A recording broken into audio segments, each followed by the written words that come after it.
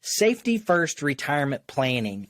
An integrated approach for a worry-free retirement. What an incredible book. It's like a Bible. We use it a lot. So tell us about Safety First Retirement Planning. Why would you even come up with the title of something like that? Mm-hmm. Yeah, it is one of the general approaches to retirement. I talked about the two different schools of thought. So safety first is what I named one of those schools of thought. That book did come out before the RISA concept was developed. So yes, yes, it did.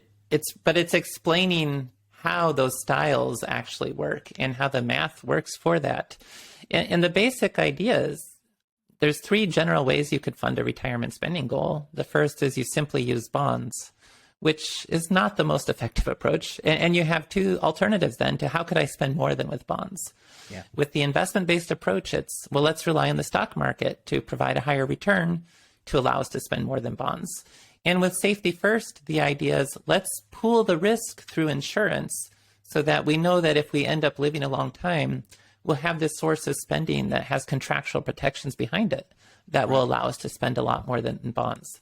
And so safety first retirement planning is about explaining how the math really is in favor of that risk pooling approach.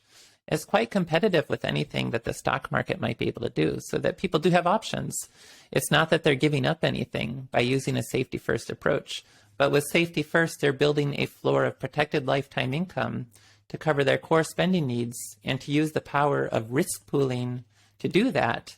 And then on top of that, then they can invest as well for more discretionary types of goals. And it improves long-term financial outcomes. So it is a very viable and mathematically even better, but I'm willing to step away from that and say it's a very viable approach for people who want that sort of contractual protection, comfort, and safety for building their retirement strategy. And to know that they're not giving up like this idea of, well, if I put more money in the stock market, I would have been better off. No, what the safety first approach can do is competitive with anything that an investments only type approach would be able to do for retirement.